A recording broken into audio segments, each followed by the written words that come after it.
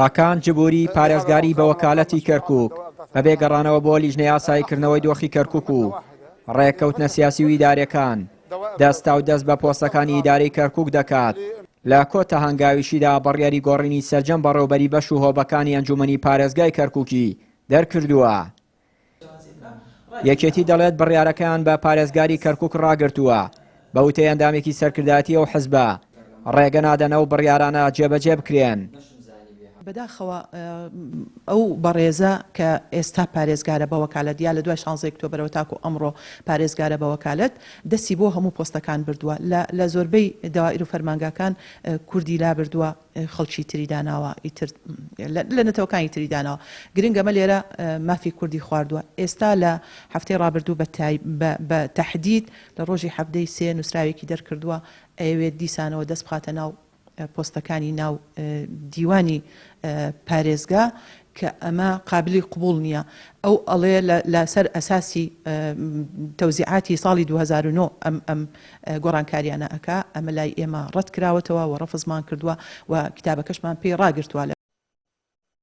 تاکو ئێستا بە پێی ئامارەکان کورد زیاتر لە 115 پۆستی لە کەرکووک لەدەست داوە، بەشێکیان بە وەکالەت بەڕێوە دەبرێن و بەشێکشیان پارێزگاری بە وەکالەتی کەرکووک وەکو پشکی عەرەبیان تورکمان گۆڕانکاری تیادا کردووە.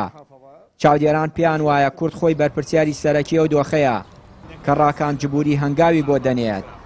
خۆی بۆ کورد نییە. کورد لەم شارە زۆرن، زۆرینەی دانیشتوانن، ئەم شارە ڕوونە، یعنی پۆستی باش هەیە بەدەست کوردەوە تا ئێستاش کورد دەسەڵاتی گەورەی هەیە واتوانێت کاری باشیش بکە. ئەوەی ڕێگرە ئەوەیە کورد خۆیەتی کە نایکات.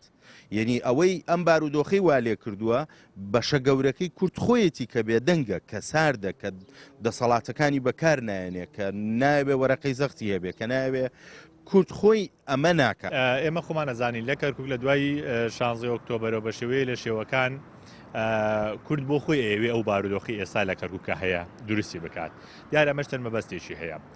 یەکێ لەو مەبەستانەی کە هەیەی کورد بەلایەوە گرنگ نییە پۆستەکان چۆنە و چۆن نیە و لەکوێ و لەکوێ نییە، بەڵکو ئەوەی بەلایەوە گرنگە بەشداریکردنە بە تایبەتی پارتی و یەکێتی بەشداریکردنە لە شەراکەت لە دزینی سەروەت و سامانی ئەم شارە.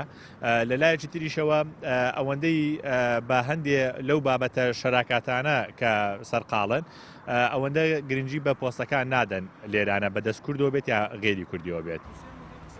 کورد لە کەرکووک بە تایبەتی پارتی و یەکێتی ڕاکان جبوری بەوە تۆمەتبار دەکەن بڕیاری تعریب دەدات و هەنگاوی دژ بە کورد دەنێت بەبێ گەڕانەوە بۆ مافی پێکهاتەکان بڕیارەکان دەردەکات.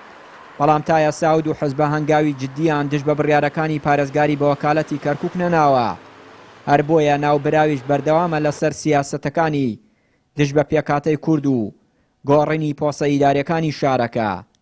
چیانوری کەناڵی ئاسمانی پەیام، کەرکووک.